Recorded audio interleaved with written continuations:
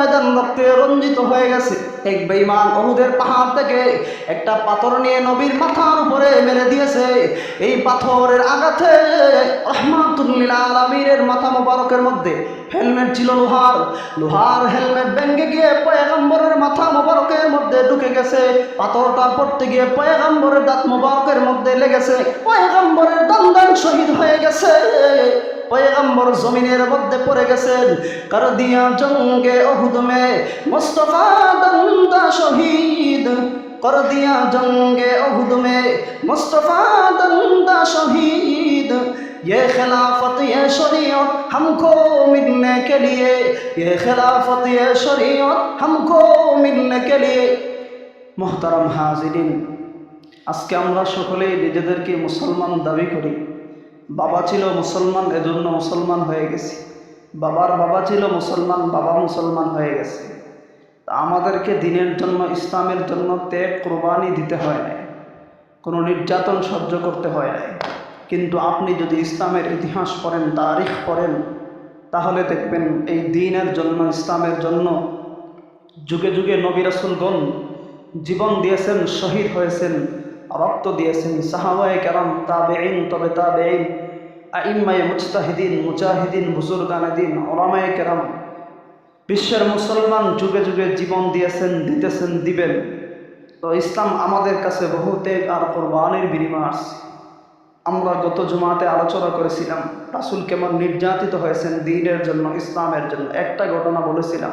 সম্মানিত সুধী, আজকে আমরা আলোচনা শুনবো আল্লাহ রাসূল সাল্লাল্লাহু আলাইহি ওয়াসাল্লাম আরও কেমন কষ্ট করেছেন দ্বীনের জন্য, ইসলামের জন্য। আমরা তো একটা ঘটনা শুনেছিলাম তায়েফের ময়দানে। মুহতারাম হাজিরিন, আপনার আমার নবী শুধু তায়েফের ময়দানে রক্ত দেন নাই দ্বীনের জন্য, ইসলামের জন্য। আপনি যদি ইসলামের তারিখ পড়েন, ইতিহাস পড়েন, আল্লাহ রাসূল সাল্লাল্লাহু আলাইহি ওয়াসাল্লাম উহুদের ময়দানে রক্ত ঝরাইছেন, দান শহীদ করেছেন দ্বীনের জন্য, ইসলামের জন্য। রক্ত দিয়ে ইসলামকে জিন্দা করেছেন। রক্তের মাধ্যমে ইসলাম আমাদের কাছে এসেছে। পয়গম্বর উহুদের ময়দানে রক্ত ঝরাইছেন। ইসলামের আজিমুশান একটা জিহাদ ছিল বদরের যুদ্ধ, যেটা রমজান মাসে অনুষ্ঠিত হয়েছিল, শুরু হয়েছিল। বদরের যুদ্ধে 313 জন সাহাবী ছিল, ওইটাতে আল্লাহ বিজয় দান করেছিলেন। তারপর পরেই উহুদের যুদ্ধ শুরু হয়ে গিয়েছিল বেঈমানদের সাথে। যে যুদ্ধের মধ্যে বেঈমানদের সংখ্যা ছিল প্রায় 3000, এদের সংখ্যা ছিল 3000, আর মুসলমানের সংখ্যা ছিল মাত্র 1000। তার মধ্যে 300 ফিরে গেছে গা মুনাফিক। রাসূলের সাথে ওয়াদাবদ্ধ হয়েছে যে উহুদের ময়দানে যুদ্ধে যাবে, যাওয়ার পথে 300 ফিরে গেছে গা। আর 700 জন সাহাবীকে নিয়ে আল্লাহ রাসূল সাল্লাল্লাহু আলাইহি ওয়াসাল্লাম উহুদের ময়দানে গিয়েছিলেন দ্বীনের জন্য, ইসলামের জন্য, বেঈমানদের সাথে চূড়ান্ত মোকাবেলায়। তারা যখন মুসলমানদের উপরে জুলুম নির্যাতন শুরু করে দিয়েছে, তাহলে মুসলমানদের সংখ্যা মাত্র 700 আর বেঈমানদের সংখ্যা ছিল 3000। মুহতারাম হাজিরিন, আল্লাহ রাসূল সাহাবীদেরকে নিয়ে উহুদের ময়দানে চলে গেছেন দ্বীন কায়েমের জন্য, ইসলামের জন্য। পয়গম্বর উহুদের ময়দানে যাওয়ার পর পয়গম্বর নেতৃত্ব দিতেছেন। উহুদের ময়দানে প্রথম দিক দিয়ে মুসলমানদের বিজয় হয়ে গিয়েছিল। মুসলমানরা এমনভাবে আঘাত করতেছেন, আল্লাহ তাআলা মুসলমানদেরকে সাহায্য করতেছেন। মুসলমানদের আঘাতের কারণে বেঈমানগুলি পিছু হটতেছে। এমনভাবে সাহাবীরা আক্রমণ করতেছে যে বেঈমানরা পিছু হটতেছে। এই 700 সাহাবীর আক্রমণই প্রথম দিক দিয়ে সব বাঁধতেছে সাহাবীদের আক্রমণের পর। মুহতারাম হাজিরিন, তারপর সব বেঈমানরা বাইগা চলে গেছে। আল্লাহ রাসূল সাল্লাল্লাহু আলাইহি ওয়াসাল্লাম যখন বাইগা চলে গেছে, 50 জন তীরন্দাজ সাহাবীকে, যারা শক্তিশালী সাহাবী, যুদ্ধের ময়দানে যাদের অনেক শক্তি, যারা বীরত্বের সহিত যুদ্ধ করতে পারে, এমন 50 জন সাহাবীর একটা জায়গার মধ্যে দাঁড় করায় রাখছে যে তোমরা এখানে থাকবা, যুদ্ধ শেষ হোক অথবা না হোক, তোমরা এখান থেকে কিন্তু লড়তে পারতে না। 50 জনটা দাঁড়া হয়ে গেছে, কারণ এদিক দিয়ে বেঈমানরা আক্রমণ করার আশঙ্কা আছে। এরা এদিক দিয়ে ঢুকতে পারলে মুসলমানদের বিরাট ক্ষতি হবে, তাদের ভিতরে ঢুকে যাবে, এমনকি আক্রমণ করবে। 50 জন তীরন্দাজ সাহাবিকে, বাচ্চারা কথা বলো না, 50 জন তীরন্দাজ সাহাবিকে একটা জায়গার মধ্যে রাখছেন। রাখার পরে এখন যুদ্ধ চলতেছে। প্রথম দিক দিয়ে মুসলমানদের বিজয় চলে আসছে, বেঈমানরা ভাগতেছে। ওই যে 50 জন রেখে গেছে তাদের মধ্যে প্রায় 40 জনের মতো যারা মনে করতেছে আমরা তো যুদ্ধ বিজয় হয়ে গেছি, কারণ কাফেররা বাইকে গেছে, সুতরাং আমরা গনিমতের মাল উদ্ধার করি, কাফেরদের যে সম্পদ আছে এগুলো গিয়ে উদ্ধার করি। তারা কি করছে, রাসূলের এই অর্ডার নামাই না, এখান থেকে চলে গেছে। আরেকজন সাহাবী ইয়াদ করে দিয়েছে, আল্লাহ রাসূল কিন্তু বলছে আমরা যুদ্ধ শেষ পর্যন্ত এখানে থাকতাম, যুদ্ধ বিজয় হয় অথবা না হয় এখানে থাকতে আল্লাহ রাসূল অর্ডার দিয়েছে। তখন তারা বললো রাসূলের অর্ডার তো তখন ছিল যুদ্ধ চলাকালীন, এখন তো আর নাই, যুদ্ধ তো আমরা বিজয় হয়ে গেছি। তখন এই 50 জনের মধ্যে প্রায় 40 জন সরে গেছে এখান থেকে, ওই মাল আনার জন্য চলে গেছে। আর এদিক দিয়ে আপনার খালেদ বিন ওয়ালিদ একজন সাহাবী ছিল, যিনি 50টার উপরে যুদ্ধ করছে, একটা যুদ্ধ তো তিনি হারেন নাই, শহীদও হন নাই। মুহতারাম হাজির, ওই সাহাবী প্রথমে মুসলমান হয় নাই, ওই সাহাবী শুধু বুঝতেছে সাহাবীরা কোন সময় জায়গা তৈরি যাইব ভিতরে দিয়ে ঢুকে মুসলমানরা আক্রমণ করবো, কারণ তখন তিনি মুসলমান হয় নাই। 50 জনের মধ্যে দিয়ে কিছু সাহাবী চলে গেছে, তখন ওই কাফেররা এদিক দিয়ে ঢুকে গেছে। এই সাহাবীদের উপরে সব একত্রিত হয়, কারণ তাদের সংখ্যা 3000 আর সাহাবীদের সংখ্যা মাত্র 700, আর এখানে তো মাত্র 10 জন আছে, বাকি 40 জন সরে গেছে। তখন বেঈমানরা ভিতরে ঢুকে গেছে। বেঈমানরা এই সুযোগে মুসলমানদের ভিতরে ঢুকে যাওয়ার পর মুসলমানদেরকে এমনভাবে আক্রমণ করতেছে, এমনভাবে তীর নিক্ষেপ করতেছে, মুসলমানরা পেরেশান হয়ে গেছে। যখন সাহাবীরা সরে গেছে, বেঈমানরা বিভিন্নভাবে সাহাবীদের উপর আক্রমণ করতেছে। এমন একটা অবস্থা হয়ে গেছে, উহুদের ময়দান রক্তে রঞ্জিত হয়ে গেছে, সাহাবীরা শহীদ হইতেছেন। আর একদিকে বেঈমান কাফের মুশরিকরা মিলে আল্লাহর রাসূলের উপরে আক্রমণ করতেছে। এক বেঈমান উহুদের পাহাড় থেকে একটা পাথর নিয়ে নবীর মাথার উপরে মেরে দিয়েছে।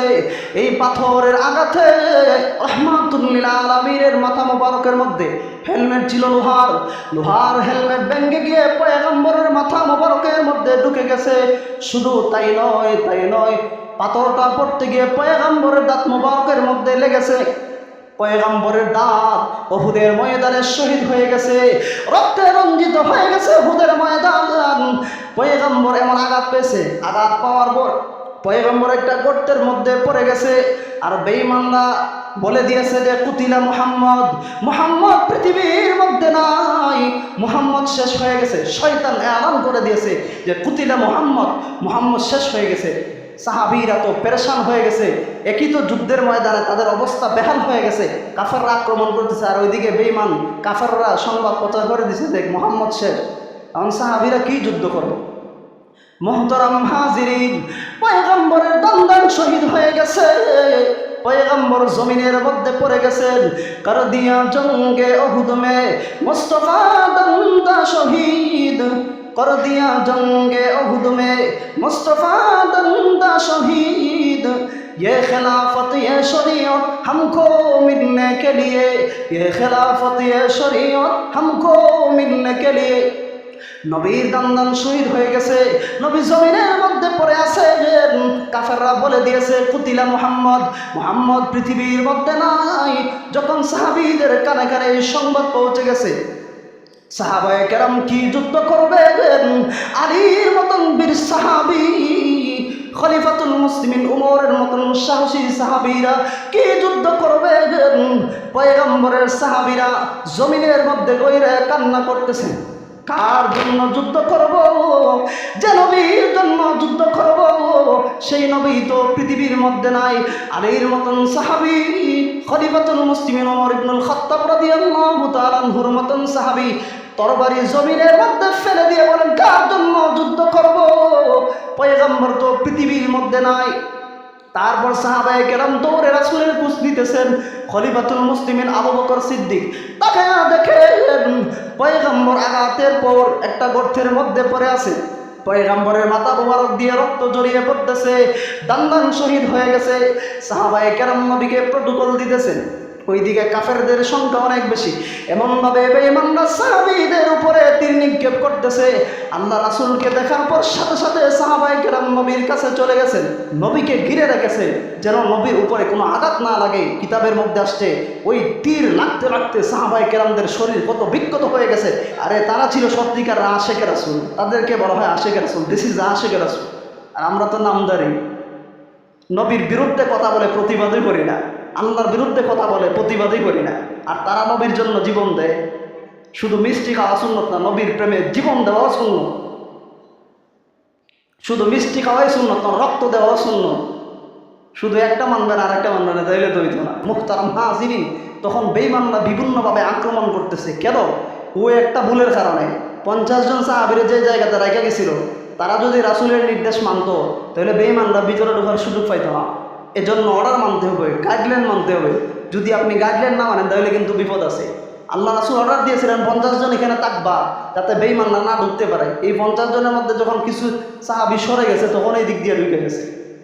মুহতারাম হাজিরিন, উহুদের ময়দানে এমন একটা অবস্থা হয়ে গেছে, নবীজির চাচা হানজালা রাদিয়াল্লাহু তাআলা ওই যুদ্ধে শহীদ হয়ে গেছে।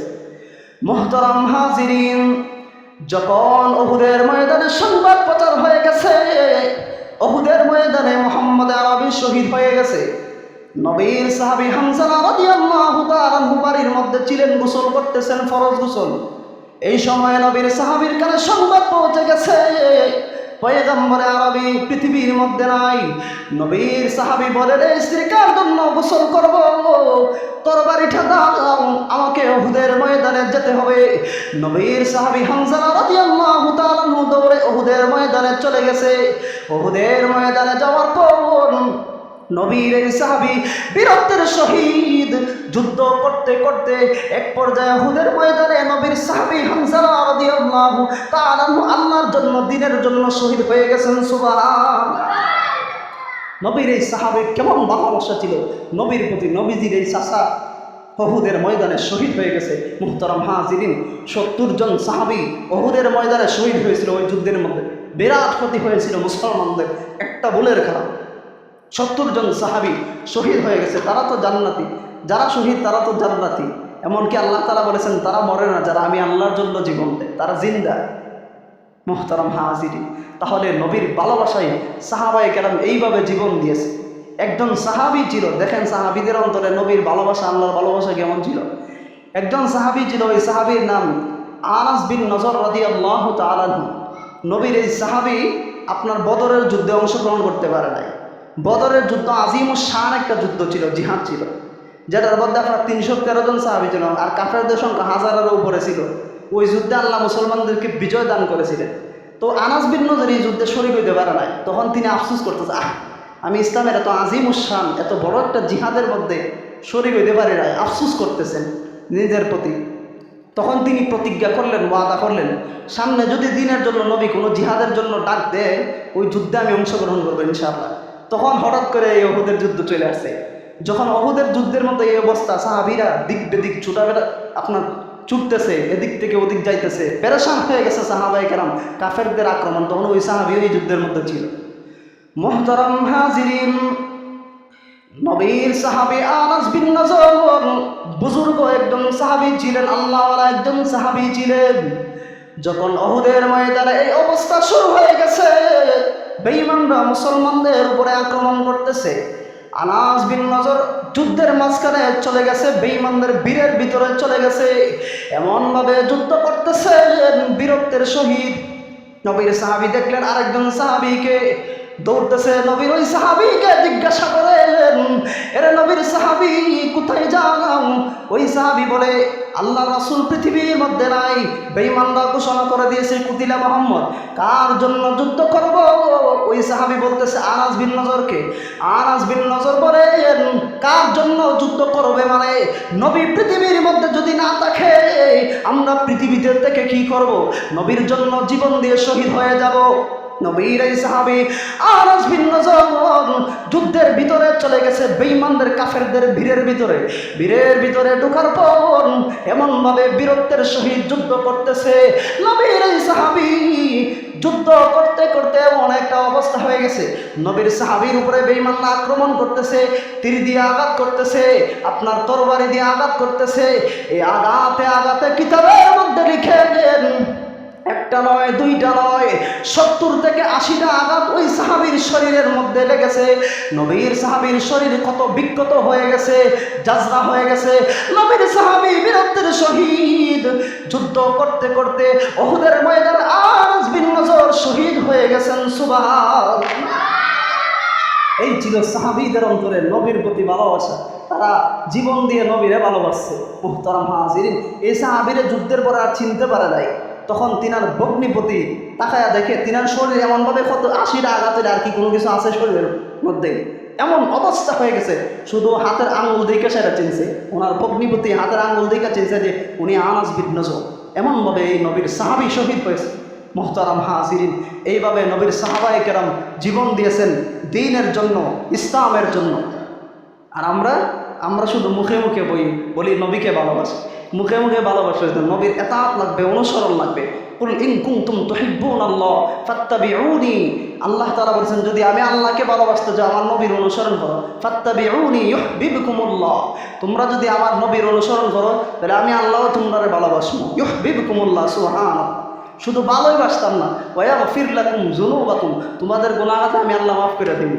তাহলে নবীরে শুধু মুখে মুখে ভালোবাসলেই হইতো না, খালি 1 মাস ভালোবাসে, নবীরে সারা 12 মাস ভালোবাসতে হবে। প্রত্যেক দিন, প্রত্যেক ওয়াক্তে, প্রত্যেক মিনিটে, প্রত্যেক সেকেন্ডে সর্বদাই নবীকে ভালোবাসতে হবে। নবীকে কেমন ভালোবাসতে হবে? নবীকে সমস্ত কিছুর চাইতে বেশি ভালোবাসতে হবে। হাদিসের মধ্যে আসছে যে লা ইউমিনু আহাদুকুম হাত্তা আকুনা আহাব্বা ইলাইহি মিন ওয়ালিদিহি ওয়া ওয়ালাদিহি ওয়ান নাসি আজমাইন, হে পৃথিবীর মানুষেরা, তোমরা ততক্ষণ পর্যন্ত খাঁটি ইমানদার মুমিন হতে পারবে না যতক্ষণ না পর্যন্ত তুমি তোমার পরিবারের চাইতে, ছেলে সন্তানের চাইতে, আত্মীয় স্বজনের চাইতে, তামাম পৃথিবীর সমস্ত কিছুর চাইতে, এমনকি তোমার নিজের জীবনের চাইতে বেশি রাসূলকে বেশি মহব্বত না করবে, ভালো না বাসবে, অনুসরণ না করবে, ততক্ষণ পর্যন্ত খাঁটি ইমানদার হইতে পারবে না। তাহলে রাসূলকে সব কিছুর চাইতে বেশি ভালোবাসতে হবে, পৃথিবীর সমস্ত কিছুর চাইতে। মুহতারাম হাজিরিন, এজন্য এই যে দেখেন দ্বীনের জন্য, ইসলামের জন্য সাহাবায়ে কেরাম কত কুরবানি দিয়েছেন। সাহাবীদের ঘটনা একের পর এক বলবো ইনশাআল্লাহ। এইভাবে নবীর সাহাবায়ে কেরাম দ্বীনের জন্য, ইসলামের জন্য জীবন দিয়েছেন, রক্ত দিয়েছেন। রক্ত দিয়ে ইসলাম জিন্দা করে আমাদের কাছে দিয়ে গেছে। আর আমরা তো দ্বীনের জন্য একটা বেতের আঘাতই খাই নাই, এমনি পেয়ে গেছি। সরকারি দুবাইছেন, এই জন্যই কদর নাই, সরকারি পাইলে কদর থাকে না। এমনি এমনি তো মুসলমান হয়ে গেছি, বাবা ছিল মুসলমানের জন্য মুসলমান হয়ে গেছি, ত্যাগার কোরবানির শিকার দিতে হয় না। মুহতারাম হাজিরিন, যা কিছু বললাম আল্লাহ তাআলা আমাদের সকলকে বলনেওয়ালা, শুননেওয়ালা, সকলকে আমল করার তৌফিক দান করুন। সকলে পড়ে আমিন। ওয়া আখিরু দাওয়ানা আনিল হামদুলিল্লাহি রাব্বিল আলামিন।